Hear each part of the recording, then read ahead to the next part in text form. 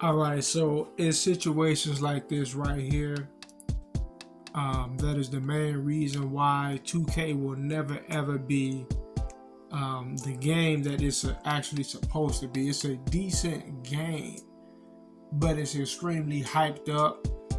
And this right here is the main reason. Situations similar to this, right? So now watch this. What happens right here? I call it a pick and roll.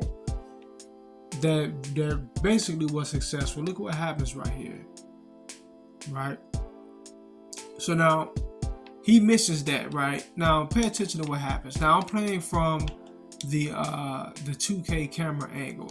So basically my angle, it kind of hovers over the center of the court, and it's kind of just looking down on everything that happens, obviously.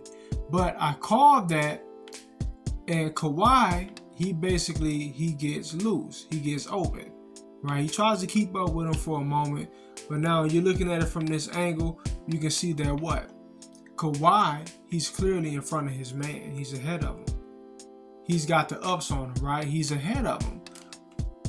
When a pass reaches him, he's ahead of Russell. He's ahead of the defense. There's no reason why he should miss a shot when you're considering the fact that his defender is behind him. There's no defense in front of him. This is just between him and the basket at this point. But now let's look at what happens.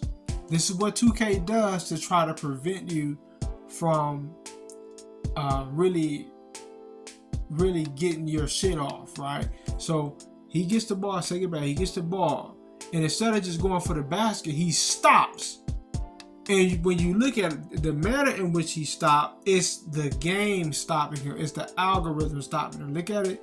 Boom. He stops on the dime. He runs into like a, in previous years when I've been covering these videos, I call it the force field.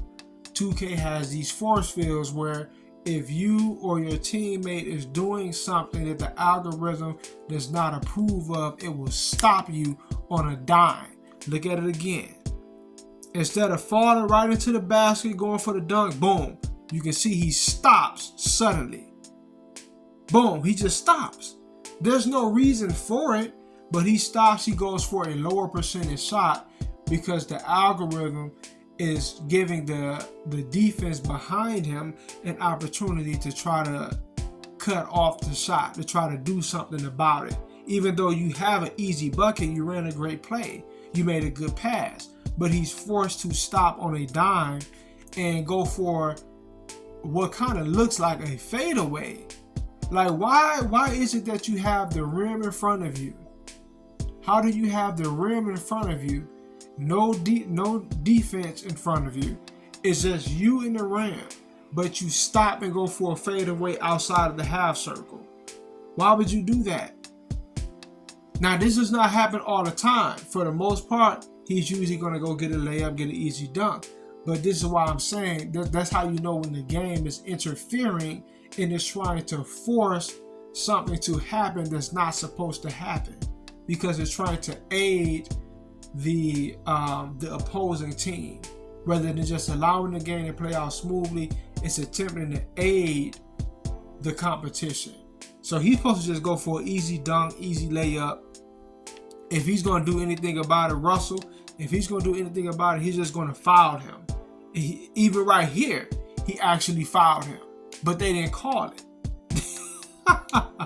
Even right here, they didn't call it. He fouled him, right? Just according to how they call fouls today in the NBA. I grew up in the 90s, early 2000s. It was just like regular shit right here. But today, this is considered a foul. He's not even going for the ball. He's just making pure contact with his arms and hands. Like, it just doesn't even make any sense. So they didn't call a foul, and they forced my man to stop on a button and go for a fadeaway when he had an easy layup, easy dunk. This is not the type of shit that they make the computer do. But they force your teammates to do it because they're trying to script a narrative where you're not really allowed to just get your shit off, just because in their mind, okay, yeah, you ran a great play, but we're not just going to allow that to be the determining factor in whether or not you get a bucket. We're going to force something to happen unnaturally. That's not basketball. That is not basketball. 2K does, they've been doing this for a very long time, but they really ramped it up a few notches starting around about 2K16. Around about 18, 19, it got extremely bad. And they just kind of been gradually intensifying these scripted outcomes and these narrative-driven games since then. Look at this. Why is he catching the ball and stopping immediately on a button outside the half circle? There's no defense in front of him. There's no reason why he should be doing that. Look at that. Why is he doing that? That was an easy bucket. That was an easy bucket. But these are the types of games that they play with you, right? But that'll do it for this video. Peace.